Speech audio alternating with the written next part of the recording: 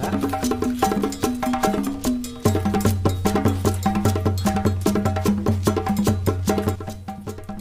வணக்கம் நண்பா.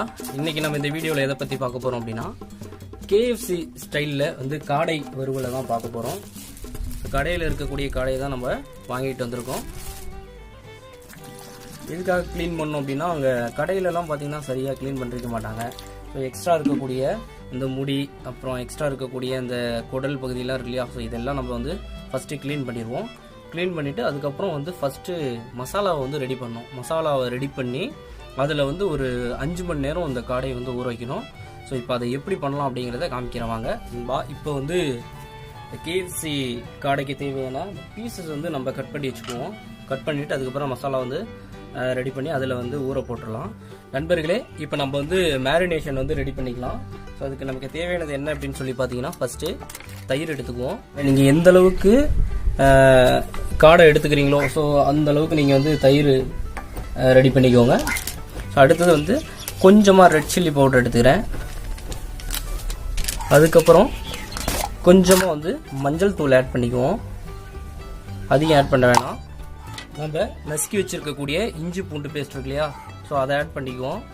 ஸோ உங்களுக்கு எந்த அளவுக்கு தேவையோ அந்த அளவுக்கு ஆட் பண்ணிக்கோங்க. கொஞ்சமாக பெப்பர் பவுடர்,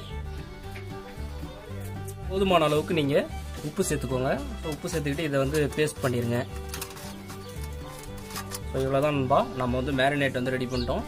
இப்போ இதில் வந்து நம்ம உரிச்சு வச்சுருக்கக்கூடிய இந்த காடையை வந்து சேர்த்துருவோம்.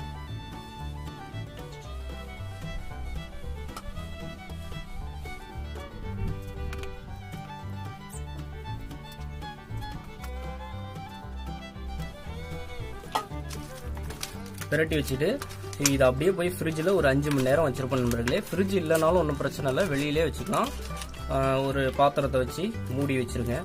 நண்பர்களே, நம்ம சேனலுக்கு இப்போ தான் நீங்கள் புதுசாக வரீங்க அப்படின்னா நம்ம சேனலை கண்டிப்பாக சப்ஸ்கிரைப் பண்ணுங்கள். மைதா மாவு, ஸோ மைதா மாவு எடுத்துக்குவோம். கார்ன் ஸ்டார்ச், மைதா மாவு எவ்வளோ எடுத்துருக்கிறீங்களோ அதில் கால்வாசி எடுத்துருந்தா போதும் கார்ன் ஸ்டார்ச்சு. நம்ம வந்து காரத்துக்காக அப்படியே லைட்டாக வரமிளகாய் இருக்கு இல்லையா, காஞ்ச மிளகாய் இருக்கு இல்லையா, அதை நல்லா வெயிலில் காய போட்டு மிக்சியில் சும்மா ஒரு நிமிஷம் அடித்து இந்த மாதிரி சில்லி ஃப்ளேக்ஸாக வச்சுருக்கேன். ஸோ அதை நான் இப்போ இதில் தூவிக்கிறேன்.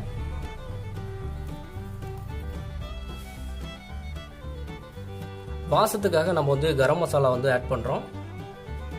கொஞ்சமாக கரம் மசாலா ஆட் பண்ணிக்கோங்க. நீங்கள் உப்பு சேர்த்துக்கோங்க. சரிங்களா?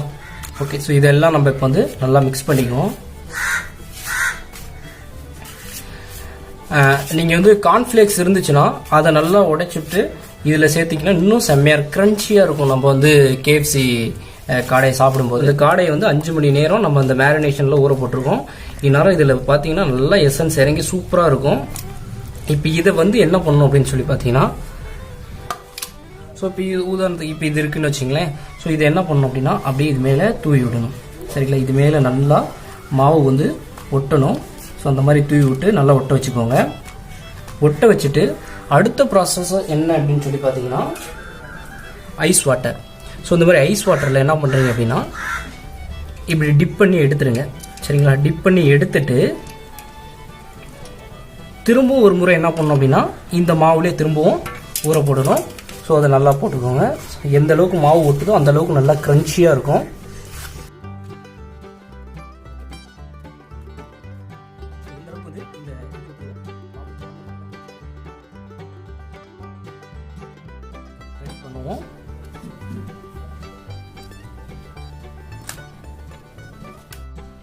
நண்பர்களே, இப்போ பாருங்கள், நம்ம ரெடி பண்ணிட்டோம். இந்த KFC காடைக்கு தேவையான அந்த காடையை வந்து மசாலா போட்டு நம்ம ரெடி பண்ணி வச்சிட்டோம்.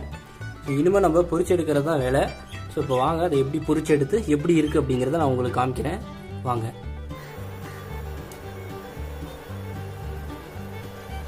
இப்போ எண்ணெய் நல்லா சூடாயிடுச்சு. காடையை எடுத்து போட்டுருவோம் எண்ணெயில்.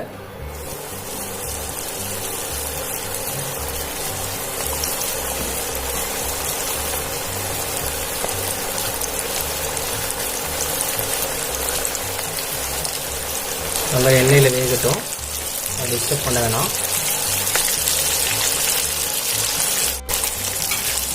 நண்பா சிக்கனாக இருந்தால் வந்து ஒரு 10லிருந்து 15 நிமிஷம் வேகணும். இது வந்து காடை அப்படின்றதுனால ரொம்ப சின்ன சைஸில் இருக்கும் அப்படின்ற காரணத்தினால இது கிட்டத்தட்ட ஒரு 5லிருந்து 7 நிமிஷம் வெந்தாலே போதும் நண்பா. நண்பர்களே இப்போ வந்து KFC காடை வந்து ரெடி ஆயிடுச்சு. இப்போ நம்ம எடுத்துருவோம். இதை இதுக்கு மேலே விட வேண்டாம். இதை நம்ம ஒரு பிளேட்டுக்கு ட்ரான்ஸ்ஃபர் பண்ணிடுவோம்.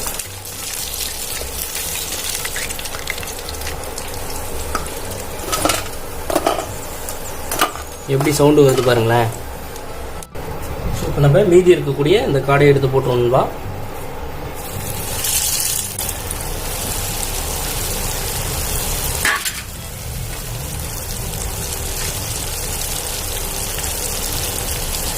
ஓகே நண்பா, இப்போ இதுவும் வந்து வெந்துருச்சு.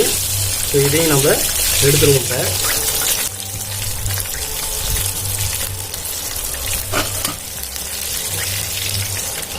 அவ்வளோதான் நண்பா, KFC காடை வந்து ரெடி ஆயிடுச்சு. ஸோ இது எப்படி இருக்குது அப்படிங்கிறத நம்ம சாப்பிட்டு பார்த்துட்டு சொல்கிறோம் வாங்க.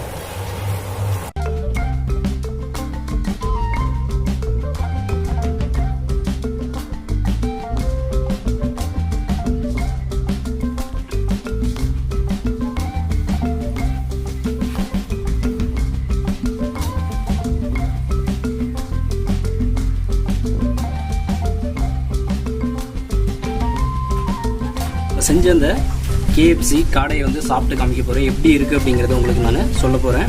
ஸோ ஃபஸ்ட்டு எங்கேருந்து ஆரம்பிக்கலாம் அப்படின்னா இந்த பீஸில் இருந்து ஆரம்பிக்கலாம். பார்த்துவாங்க.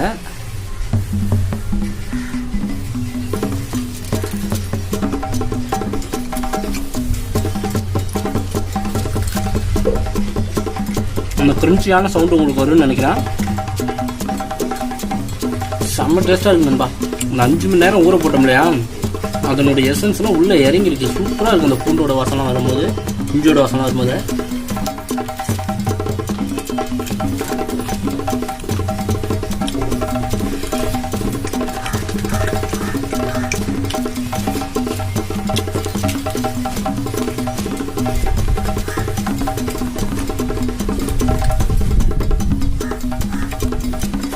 இந்த வீடியோ உங்களுக்கு பிடிச்சிருந்தா நம்மளோட சேனலை சப்ஸ்கிரைப் பண்ணுங்கள். மறக்காம ஒரு லைக் கொடுங்க.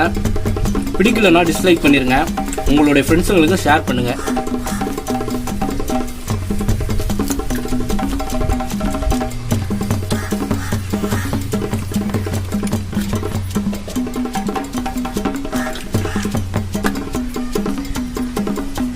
அடுத்து நம்ம ஒரு லெக் பீஸ் எடுத்து சாப்பிடலாம். பார்த்துங்க.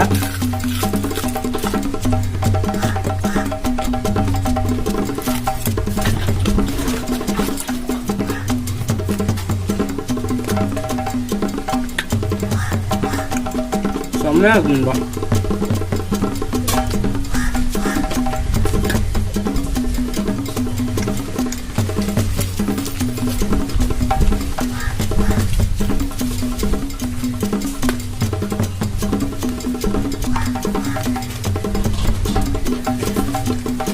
நீங்களும் இந்த மெத்தடை ஃபாலோ பண்ணி இந்த மாதிரி வீட்டில் ட்ரை பண்ணி பாருங்கள். இந்த வீடியோ உங்களுக்கு பிடிச்சிருந்தது அப்படின்னா திரும்ப வந்து கமெண்ட் பண்ணுங்கள். அதாவது நீங்கள் செஞ்ச டிஷ்ஷு வீட்டில் பிடிச்சிருந்தது அப்படின்னா நீங்கள் திரும்ப நம்ம வீடியோக்கு வந்து கமெண்ட் பண்ணுங்கள்.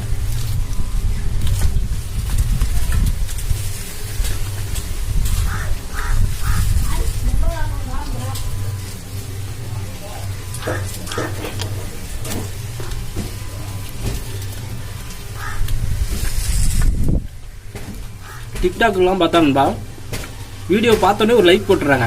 ஆனால் யூடியூப்பை பொறுத்த வரைக்கும் பெரும்பாலும் யாரும் அந்த லைக் போடுற விஷயத்த மறந்துடுறாங்களா, லைக் போடுறதுக்கு மனசு வரலையான்னு தெரியல.